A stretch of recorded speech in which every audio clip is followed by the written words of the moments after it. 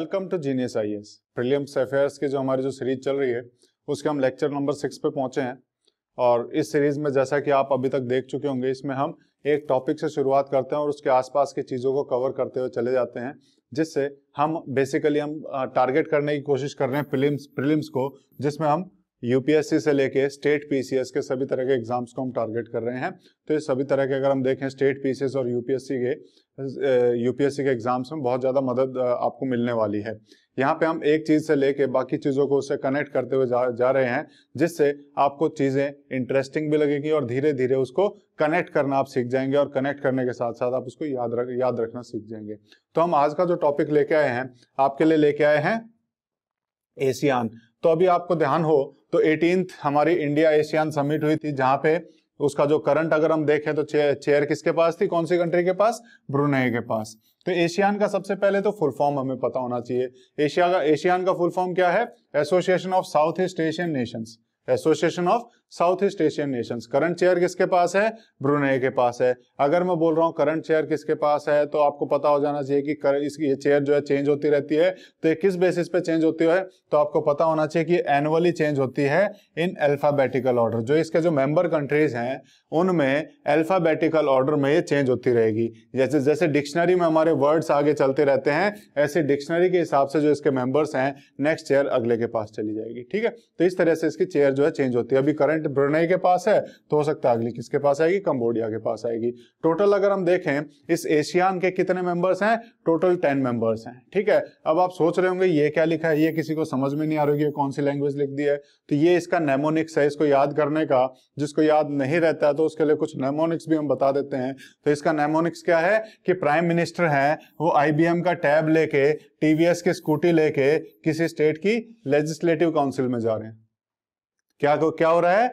PM है वो IBM का टैब लेके टीवीएस की स्कूटी पे बैठ के किसी लेजिस्लेटिव काउंसिल में जा रहे हैं। बेसिकली तो वो कहां जाएंगे, लोकसभा राज्यसभा में, लेकिन यहाँ पे किसी लेजिस्लेटिव काउंसिल में जा रहे हैं, इसलिए कार नहीं ली उन्होंने, स्कूटी ले ली।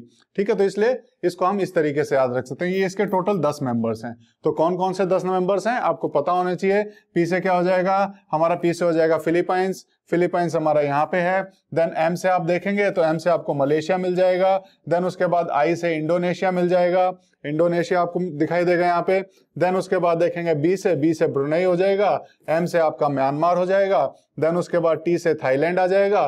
और उसके बाद वी से देखेंगे तो वियतनाम। एस से आएगा सिंगापुर। और आपका एल से लाओस आ जाएगा।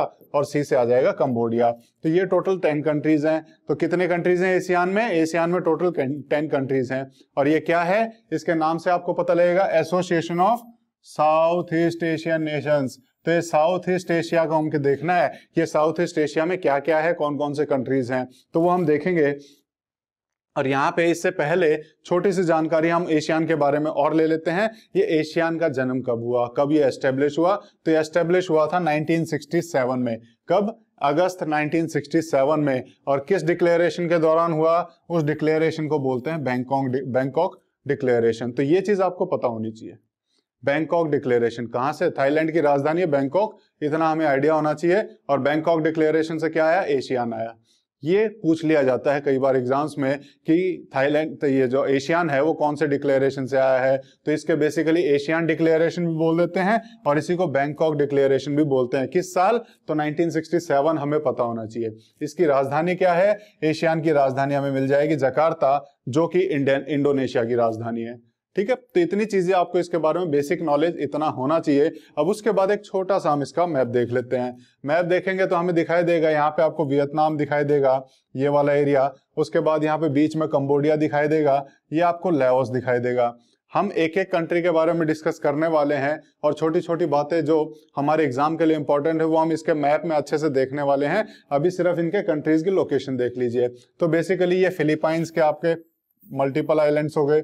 ठीक है, मल्टीपल आइलैंड्स के ग्रुप को क्या बोलते हैं? जो बहुत सारे आइलैंड के ग्रुप होते हैं उसे हम बोलते हैं आर्कीपेलागो। तो ये भी हम कंप्लीट एक आर्कीपेलागो कह सकते हैं, जहां पे बहुत सारे आइलैंड्स हैं।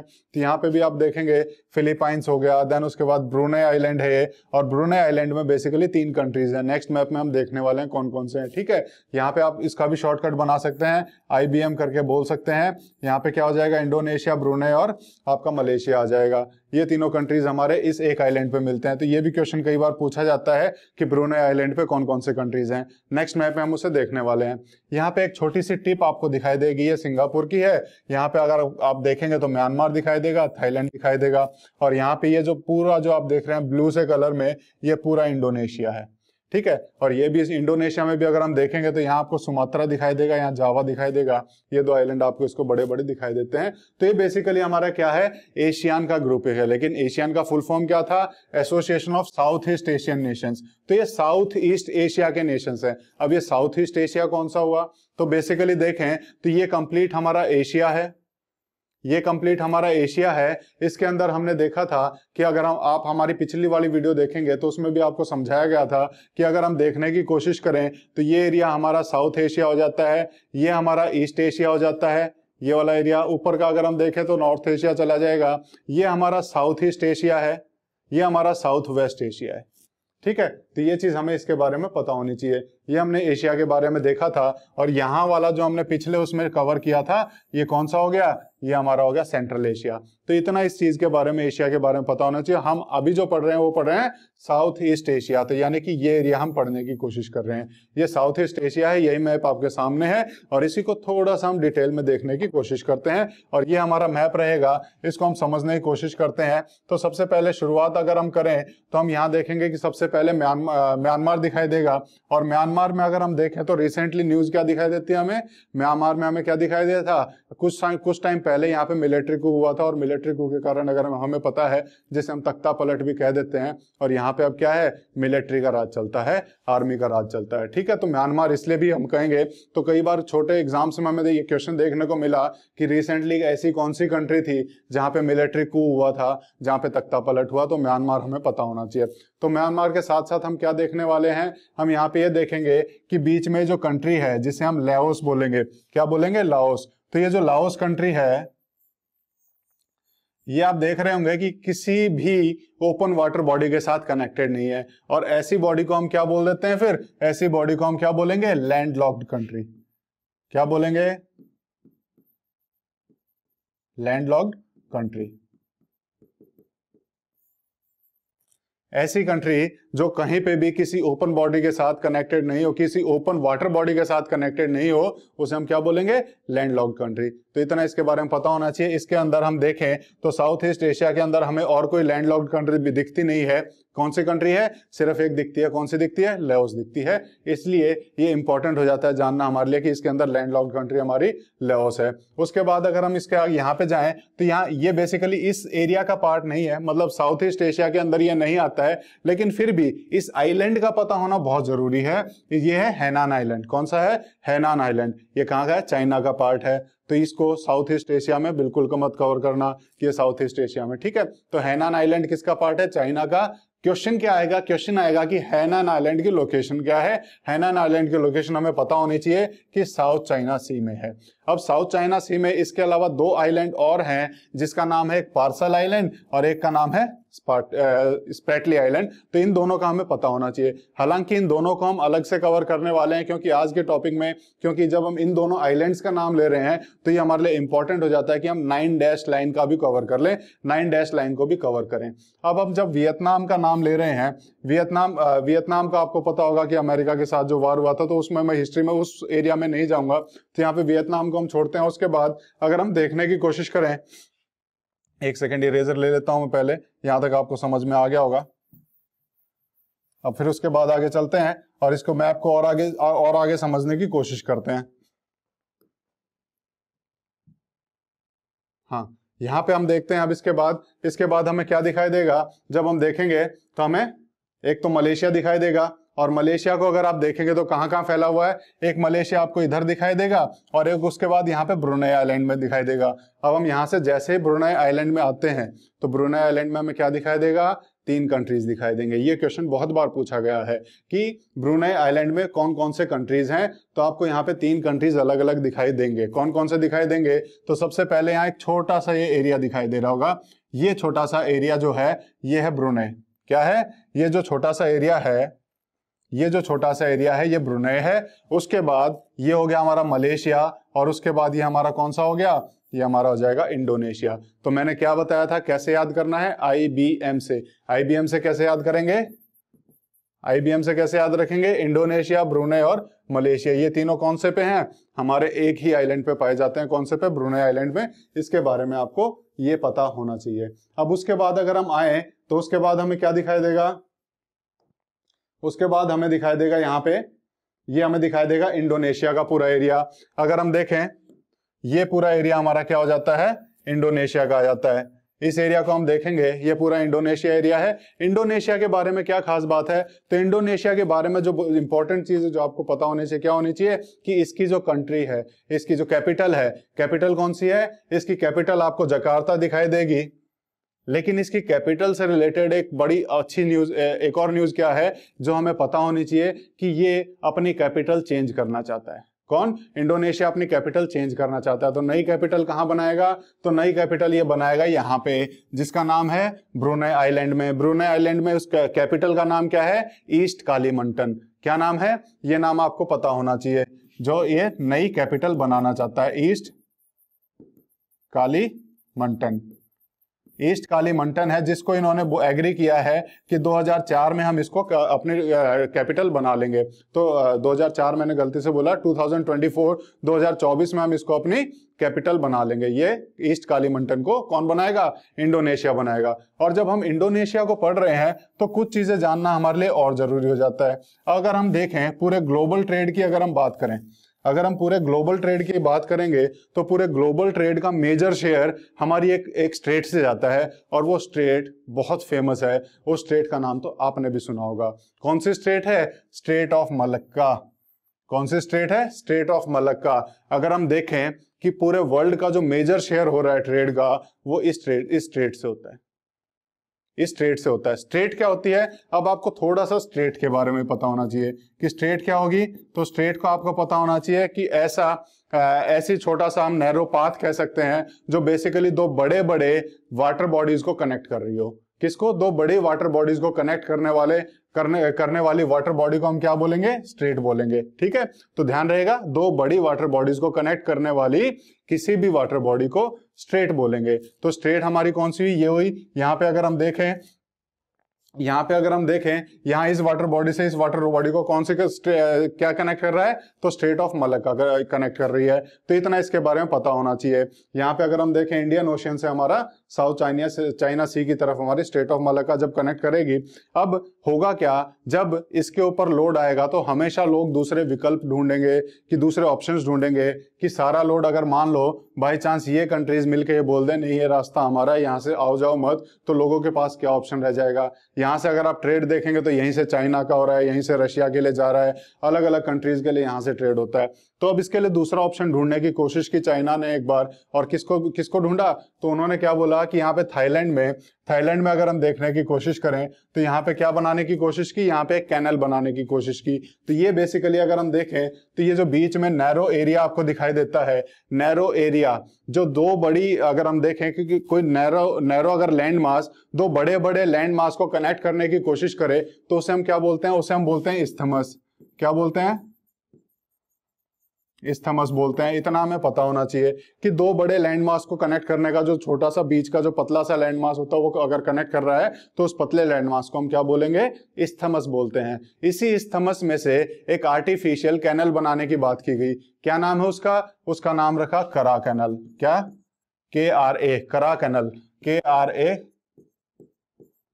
करा कैनल इसका नाम रखने की कोशिश की। क्योंकि इस इस्थमस का नाम है करा इस्थमस। क्या है, करा इस्थमस। कहां पे है, थाईलैंड में। तो थाईलैंड से निकालने की बात की गई थी लेकिन थाईलैंड ने मना कर दिया बाद में। इतना आपको इसके बारे में पता होना चाहिए। कभी भी क्वेश्चन आ जाए कि करा इस्थमस कहां पे है या फिर करा कैनल कहां से निकालने की कोशिश की जा रही थी, तो थाईलैंड आपके दिमाग में उसी टाइम आ जाना चाहिए। तो इसके बारे में इतनी चीजें आपको पता होनी चाहिए। अब उसके बाद आगे चलते हैं, और आगे अगर हम देखेंगे तो हमें क्या दिखाई देगा, एक सेकेंड,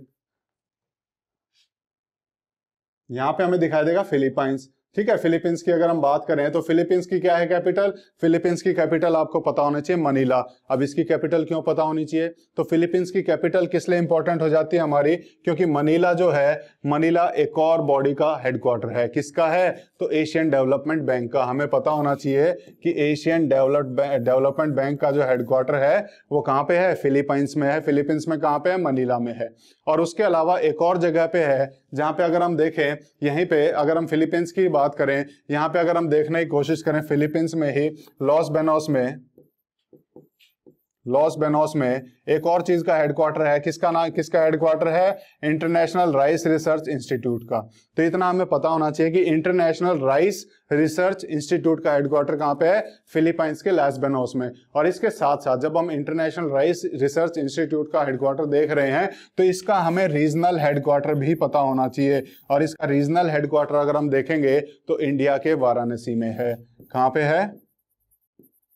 इंडिया के वाराणसी में इसका रीजनल हेडक्वार्टर आपको दिखाई दे जाएगा।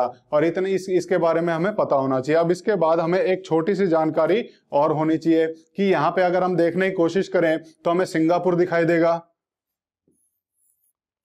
सिंगापुर दिखाई देगा। और सिंगापुर अगर हम देखेंगे तो किसका हेडक्वार्टर है? सिंगापुर में हमें दिखाई देगा एपेक का। अब चिंता मत कीजिए एपेक क्या होता है, क्योंकि हम यहाँ पे अगर एपेक देख रहे हैं तो एपेक हमें पढ़ना पड़ेगा। तो आज के लेक्चर में हम एपेक भी पढ़ने वाले हैं। लेकिन उससे पहले एक छोटी सी जानकारी हम ले लेते हैं कि सिंगापुर के साथ साथ अगर हम देखने की कोशिश करें तो यहाँ पे हमें क्या दिखाई देगा? यहाँ पे अगर हम इसको, मैं थोड़ा सा मैप को छोटा सा कर लेता हूं,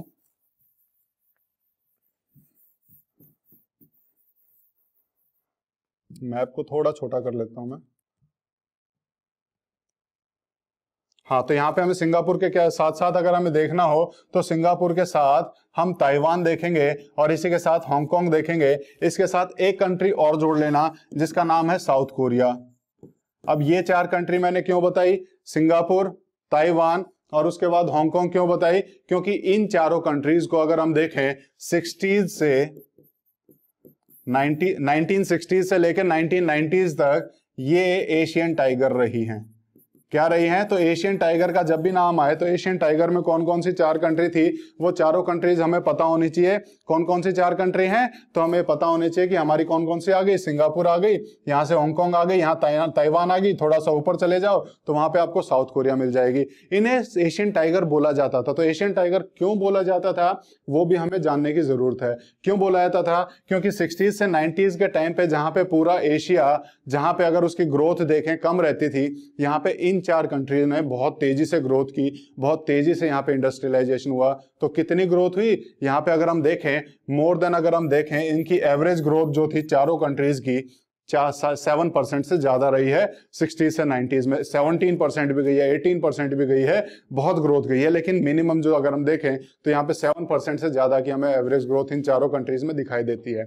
अब जब हम इस कॉन्सेप्ट को देख रहे हैं, जब हमने एशियन टाइगर की बात की तो एशियन टाइगर में ही हमें 2 चीजें और पता होनी चाहिए। जब हमने फिलीपाइंस को पढ़ा, फिलीपाइंस को हम क्या बोलेंगे?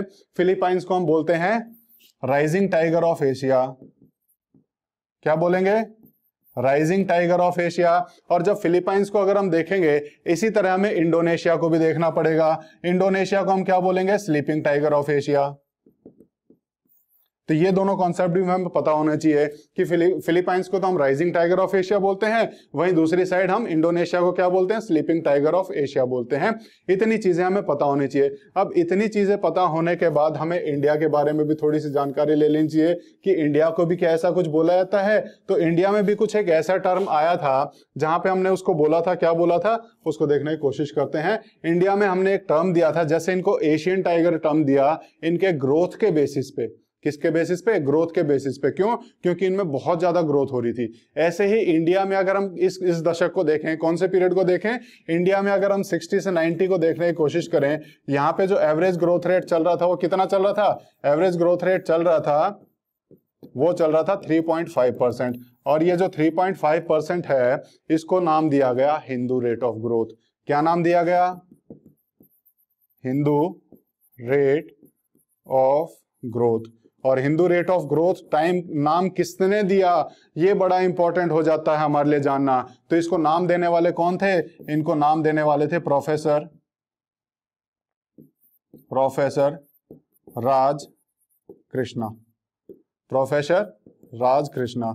ये नाम आपके लिए इंपॉर्टेंट है, एग्जाम में पूछा जा सकता है कि हिंदू रेट ऑफ ग्रोथ, जो हमारी जो ग्रोथ चल रही थी, किसने नाम दिया था? प्रोफेसर राजकृष्णा ने। और वो हिंदू रेट ऑफ ग्रोथ कितनी थी? तो अराउंड कितनी थी? 3.5% की एवरेज हमारी ग्रोथ चल रही थी। जहां पे अगर हम एशियन टाइगर्स की देखें तो उनकी कितनी चल रही थी? उनकी हमें ग्रोथ दिखाई देती है 7% से ज्यादा। तो ये हमने इसके बारे में ओवरऑल हमने जानकारी लेने की कोशिश की। और यहाँ पे आपको दो चीजें और पता होनी चाहिए। जहां पे हम मलक्का स्ट्रेट की बात करते हैं, स्ट्रेट ऑफ मलक्का हमने अभी देखा थोड़ी देर पहले कि जहां से मेजर शेयर ऑफ ट्रेड होता है, क्या इसका अल्टरनेट कोई अवेलेबल है? यहाँ पे और कोई स्ट्रेट अवेलेबल है अवेलेबल, लेकिन थोड़ा सा लंबा रास्ता काट के आना पड़ेगा। और यहाँ पे जावा और सुमात्रा आइलैंड के बीच में हमें सुंडा स्ट्रेट दिखाई देती है। तो हमें जो इंपॉर्टेंट है वो क्या है कि सुमात्रा, ये अगर हम देखें स्ट्रेट ऑफ मलक्का, ये किस किस के बीच में है? तो मलेशिया और इंडोनेशिया के बीच में। ध्यान रखना, मलेशिया और इंडोनेशिया के बीच में स्ट्रेट ऑफ मलक्का है। यहीं पे इस टिप पे अगर हम देखें तो यहाँ सिंगापुर भी है। क्लियर है? मलेशिया और इंडोनेशिया के बीच में क्या आएगा? हमेशा ध्यान रखना, स्ट्रेट ऑफ मलक्का। वहीं पे इंडोनेशिया में ही जावा और सुमात्रा आइलैंड के बीच में अगर हम देखें तो कौन सा आएगा? यहाँ पे आएगा सुंडा स्ट्रेट। ये सुंडा स्ट्रेट भी इंपॉर्टेंट हो जाता है एग्जाम पर्पज से। तो यहाँ पे ये दो स्ट्रेट इंपॉर्टेंट है। इसके साथ तीसरा स्ट्रेट और है जिसको हम बोलेंगे लोम्बोक स्ट्रेट। क्या बोलेंगे? Lombok straight. ये 3 स्ट्रेट यहां से कर लेना। और यहां से इसके अलावा अगर हम देखें तो कोई क्वेश्चन बनता नहीं है, लेकिन यूपीएससी ने फिर भी एक क्वेश्चन निकाल दिया। यूपीएससी ने क्या क्वेश्चन निकाला कि यहाँ पे अगर हम देखें, यहाँ पे इंडिया के अगर हम देखें, यहाँ पे अंडमान निकोबार आइलैंड्स हैं। अंडमान निकोबार आइलैंड से यूपीएससी ने पूछ लिया कि सबसे नजदीक लैंडमास कौन सा पड़ेगा। वहां पे इंडिया के भी लैंडमास का भी नाम दे दिया और ईस्ट एशियन कंट्रीज के भी लैंडमास का नाम दे दिया। अगर हम देखें, अगर हम इसको फैक्चुअली अगर हम टेस्ट करने की कोशिश करें तो यहाँ से अंडमान निकोबार से सबसे नजदीक जो लैंडमास पड़ता है वो पड़ता है हमारा म्यांमार। कौन सा पड़ता है? म्यांमार पड़ता है। क्लियर है? लेकिन म्यांमार उसने ऑप्शन में ही नहीं दिया, यूपीएससी ने ऑप्शन में नहीं दिया। तो हमारे पास सेकंड कौन सा पड़ा? तो सेकंड नियरेस्ट अगर हम देखें तो हमारे पास जो पड़ेगा वो सुमात्रा आइलैंड पड़ेगा। तो इसलिए हमें इस तरह से भी इनको मैप को रीड करना पड़ेगा। तो अंडमान निकोबार के सबसे नजदीक अगर म्यांमार को छोड़ दें तो उसके बाद अगर हम देखें तो कौन सा पड़ेगा? सुमात्रा आइलैंड पड़ता है। इतनी चीजें हमें इसके बारे में पता होनी चाहिए। जब हम इसके बारे में इतना जान रहे हैं, अब उसके बाद इंडिया और एशियान का जो रिलेशनशिप है उसको थोड़ा सा जानने की कोशिश कर लेते हैं। जब हमने एशियान के बारे में इतना जाना, उनकी कंट्रीज के बारे में जाना, तो इंडिया और एशियान का थोड़ा सा रिलेशनशिप हमें पता होना चाहिए कि इंडिया जो है एशियान का क्या मेंबर है? एशियान का कैसे हो जाएगा? एशियान में कौन है? साउथ ईस्ट एशियन कंट्रीज हैं। ठीक है, तो यहाँ पे इंडिया मेंबर है? इंडिया मेंबर नहीं है। तो कैसा मेंबर है? तो यहाँ पता होना चाहिए कि इंडिया, अगर हम देखें 1996 में इसका डायलॉग पार्टनर बना था एशियान का। और वहीं पे अगर हम देखें तो थोड़ा सा इसका अपग्रेडेशन यानी प्रमोशन हुआ इंडिया का, और यहाँ पे 2002 में समिट लेवल पार्टनर बना। और वहीं पे अगर हम देखें तो 2012 में हम क्या बन गए? स्ट्रेटेजिक पार्टनरशिप हमारी एशियान के साथ हुई है। तो इतना हमें इसके बारे में पता होना चाहिए। अब इससे ज्यादा इंपॉर्टेंट एक और चीज है जो हमने पढ़ी, इससे भी ज्यादा इंपॉर्टेंट एक और चीज हो जाती है। वो क्या हो जाती है? दिल्ली डायलॉग। अब क्वेश्चन आएगा कि ये दिल्ली डायलॉग किस चीज से रिलेटेड है। क्वेश्चन आएगा कि दिल्ली डायलॉग किस पार्टनरशिप से रिलेटेड है। तो आपको पता होना चाहिए कि दिल्ली डायलॉग जो है इंडिया और एशियान की रिलेशनशिप से रिलेटेड है। क्वेश्चन इसी तरीके से पूछा जाएगा कि दिल्ली डायलॉग का रिलेशन किस चीज से है। तो आपको पता होना चाहिए कि दिल्ली डायलॉग का जो है हमारा इंडिया और एशियान का जो रिलेशन है, इंडिया और एशियान का जो एंगेजमेंट है, उस चीज से रिलेटेड हमारा दिल्ली डायलॉग है। इतनी चीजें पता होनी चाहिए। अब जब हम साउथ ईस्ट एशियन की अगर हम बात कर रहे हैं तो हमारे यहाँ पे 2 पॉलिसीज आई। सबसे पहले अगर हम देखें तो लुक ईस्ट पॉलिसी आई। लुक ईस्ट पॉलिसी में हमने क्या किया? हमने इनके साथ इकोनॉमिक इंटीग्रेशन बढ़ाने की कोशिश की। किस चीज की? इकोनॉमिक इंटीग्रेशन बढ़ाने की कोशिश की। ठीक है, यहाँ पे लुक ईस्ट पॉलिसी में हमने इकोनॉमिक इंटीग्रेशन बढ़ाने की कोशिश की। और ये कब आई? तो आपको पता होना चाहिए कि 1992 में आई थी। किसके अंडर आई थी? उस टाइम पे प्राइम मिनिस्टर कौन थे? 1992 में कौन थे प्राइम मिनिस्टर? हमारे थे पीवी नरसिम्हा राव। पीवी नरसिम्हा राव जी हमारे प्राइम मिनिस्टर होते थे 1992 में। और उसके बाद इसी पॉलिसी को अपग्रेड करके, चेंज करके हमने क्या कर दिया? हमने इसको चेंज करके कर दिया एक्ट ईस्ट पॉलिसी। क्या कर दिया? Act east policy. कब किया? 2014 में। कौन थे प्राइम मिनिस्टर? जो आज हैं। कौन है? Prime minister Narendra Modi. तो प्राइम मिनिस्टर नरेंद्र मोदी के अंडर जो लोक ईस्ट पॉलिसी थी उसको चेंज करके हमने एक्ट ईस्ट कर दिया। तो क्या चेंज हुआ? तो आपको पता होना चाहिए कि पहले जो हम इकोनॉमिकली अगर हम कहें इंटीग्रेशन करने की कोशिश कर रहे थे, वहीं पे इनके साथ सिक्योरिटी से रिलेटेड भी हम रिलेशन रखने लग गए। कौन से? सिक्योरिटी से रिलेटेड रिलेशन भी हमने इनके साथ रखने शुरू कर दिए। जहां पे लुक ईस्ट पॉलिसी में हम सिर्फ साउथ ईस्ट एशियन कंट्रीज से जुड़े हुए थे, यहाँ पे ईस्ट एशिया की जितनी कंट्रीज हैं उससे भी हम जुड़ गए एक्ट ईस्ट पॉलिसी में। इतना हमें पता होना चाहिए इस चीज के बारे में, ठीक है। तो ये हमने इनके रिलेशन के बारे में जानने की कोशिश की। अब हम क्या करेंगे, एशियन में जो कंट्रीज हैं जो हमारे इंपॉर्टेंट, जो अगर हम देखें तो ये बड़ा इंपॉर्टेंट प्रोजेक्ट है हमारा, जिसके बारे में हमें जानने की कोशिश करनी चाहिए, जिसके बारे में हमें पता होना चाहिए। एक ट्राइलैटरल हाईवे अगर हम देखें तो इंडिया निकालने की कोशिश कर रहा है, और वो ट्राइलैटरल हाईवे अगर हम देखेंगे तो 3 कंट्रीज को जोड़ेगा। कौन कौन सा? हमारा इंडिया, म्यांमार और थाईलैंड को जोड़ने की कोशिश करेगा। ट्राइलैटरल हाईवे कितने किलोमीटर का होगा? 1360 किलोमीटर लॉन्ग। 1360 किलोमीटर लॉन्ग है, जो 3 कंट्रीज को जोड़ेगा। इंडिया में अगर हम देखें तो इंडिया में कहां से? इंडिया में मोरे, कौन सी जगह? मोरे, जो कि कहां पे है? मणिपुर में है। इतनी चीज पता होनी चाहिए, मणिपुर में है। इंडिया के मोरे से कनेक्ट करेगा। किसको कनेक्ट करेगा? म्यांमार से होते हुए ये कहां जाएगा? हमारा थाईलैंड में जाएगा, और यहाँ पे मेसोट इसकी जगह है, मेसोट से कनेक्ट करेगा। ये ट्राइलैटरल हाईवे के बारे में पता होना चाहिए। ये क्यों इंपॉर्टेंट हो जाता है हमारे लिए हाईवे बनाना? ताकि हमारे लिए एशियान का रास्ता, लैंड के रास्ते भी खुल जाए। लैंड के रास्ते हम एशियान से डायरेक्ट कनेक्टिविटी रख पाए, इसलिए हमारे लिए ये ट्राइलैटरल हाईवे बहुत जरूरी है। और इसी में अगर हम देखें, इंडिया ने प्रपोज किया हुआ है कि इसी हाईवे को हम और आगे एक्सटेंड करेंगे। कहां तक करेंगे? कंबोडिया, लाओस, वियतनाम तक करने वाले हैं। तो ये हमारा इंडिया का प्रपोजल भी है, तो इसलिए हमें इसके बारे में पता होना चाहिए इतना। अब उसके बाद अगर हम देखें तो यहाँ पे इंडिया और किस तरीके से जुड़ा हुआ है एशियन कंट्री से, तो एक समिट है जिसे हम बोलते हैं east Asia summit. East Asia summit से जुड़ा हुआ है। तो ये भी बेसिकली अगर हम देखें रिसेंटली न्यूज में हमें दिखाई देगा, तो हमें क्या दिखाई देगा कि अभी 16th ईस्ट एशिया समिट हुआ था, जिसको पीएम ने अटेंड किया था। तो हम ईस्ट एशिया समिट के बारे में जान लेते हैं, जो हमारे एग्जाम से रिलेटेड है। तो ईस्ट एशिया समिट का अगर हम देखेंगे तो क्या है, तो यहाँ में क्या दिखाई देगा कि ये क्या है? 18 रीजनल लीडर्स का फोरम है। कितना? 18 रीजनल लीडर्स। कौन से 18 हैं? तो 10 तो हमारे एशियन कंट्रीज हैं, और उसके अलावा 8 कंट्रीज और हैं जो हम नेक्स्ट स्लाइड में देखने वाले हैं। कौन कौन से वो देखेंगे, ठीक है। अब सबसे पहले तो लेकिन ईस्ट एशिया समिट के बारे में ये क्वेश्चन आ जाता है कि ये कॉन्सेप्ट किसका था, किसने इस कॉन्सेप्ट को दिया। तो हमें पता होना चाहिए कि ये 1991 में कॉन्सेप्ट दिया गया था। किसके द्वारा? मलेशिया के प्राइम मिनिस्टर थे महाथिर बिन मोहम्मद, इन्होंने ये हमारा कॉन्सेप्ट दिया था। और इसमें हमने 6 प्रायोरिटी एरियाज रखे हुए हैं। हालांकि एग्जाम से इसका कोई रिलेशन नहीं, यूपीएससी चाहे तो पूछ ले, स्टेट पीसीएस इसको नहीं पूछने वाला कि कौन कौन से प्रायोरिटी एरियाज हैं। तो हमारे क्या क्या है? एनवायरमेंट, एनर्जी हो गया, देन एजुकेशन हो गया, फाइनेंस हो गया, then global health issues and pandemic diseases एक हो गया, देन नेचुरल डिजास्टर मैनेजमेंट हो गया, और लास्ट हो गया एशियन कनेक्टिविटी। तो ये बेसिकली 6 प्रायोरिटी एरियाज हैं जिसके द्वारा हम देखेंगे, जो हम किससे सॉल्व करने की कोशिश कर रहे हैं? ईस्ट एशिया समिट से कोशिश कर रहे हैं इसको सॉल्व करने की। तो कौन कौन से हैं इसके 18 मेंबर्स? तो 10 तो हमने देखा था कि कौन से हैं, एशियन वाले। एशियन वाले कौन कौन से मेंबर्स हैं? 10 मेंबर। तो आपको अभी तक याद हो गए होंगे कि पीएम क्या करेंगे, पीएम जाएंगे आईबीएम का टैब लेके। आईबीएम का टैब लेके कैसे जाएंगे? स्कूटी पे जाएंगे, टीवीएस पे, और टीवीएस की स्कूटी पे कहाँ जाएंगे? लेजिस्लेटिव काउंसिल में जाएंगे। तो ये 10 मेंबर हमने पढ़े थे। किसके? हमने पढ़े थे एशियन के 10 मेंबर। उसके अलावा 8 मेंबर और हैं। तो 8 मेंबर और कौन कौन से हैं वो देख लेते हैं। तो आपको एक अगर हम कॉम्बिनेशन में याद रखें तो बहुत इजीली याद हो जाएंगे। जैसे ऑस्ट्रेलिया के साथ अगर हम न्यूजीलैंड को याद रखें तो हमें याद हो जाएगा। वहीं पे अगर हम देखने की कोशिश करें तो रशिया के साथ आप देखोगे तो आपको क्या याद हो जाएगा?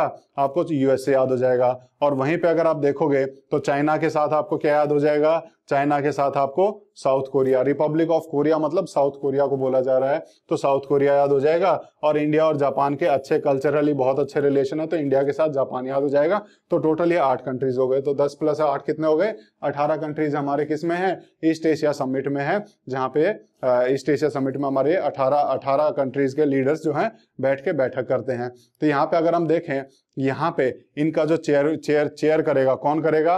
तो हमेशा ध्यान रखना ये एशियन सेंटर्ड है। तो एशियन सेंटर्ड है तो ये जो चेयर होगी हमेशा एशियन मेंबर के पास ही रहने वाली है, यानी ये जो 10 मेंबर हैं इन्हीं में से एक के पास इसकी चेयर रहने वाली है। और यहाँ पे अगर हम प्रेजेंटली देखें तो हमारी कौन सी है, तो ये ब्रुनेई दारुसलाम अगर हम देखें तो इसकी करंट चेयर हमें दिखाई देती है। और इसके बाद अगर हम देखें तो हमें एक और हमें एक बड़ा ऑर्गेनाइजेशन दिखाई देता है जिसको हमने थोड़ी देर पहले डिस्कस किया था, जहाँ पे मैंने बताया था कि सिंगापुर हेडक्वार्टर है, किसका है, एपेक का है। तो एपेक क्या है, Asia Pacific economic cooperation. Asia Pacific economic cooperation का कौन है, हेडक्वार्टर कहाँ पे है, तो हमने देखा था कि सिंगापुर में इसका हेडक्वार्टर है। इतनी चीजें हमें इसके बारे में पता होनी चाहिए। उसके अलावा इसके नाम से पता होना चाहिए कि एशिया का और पैसिफिक का इकोनॉमिक कोऑपरेशन है, यानी कि पैसिफिक ओशियन के अराउंड जो एशियन कंट्रीज हैं, वो पैसिफिक ओशियन के अराउंड जो कंट्रीज हैं उनका जो आपस में रिलेशन है वो इकोनॉमिक कोऑपरेशन है। उनकी ये बेसिकली हम देखेंगे कॉम्बिनेशन, उनकी एक ऑर्गेनाइजेशन है।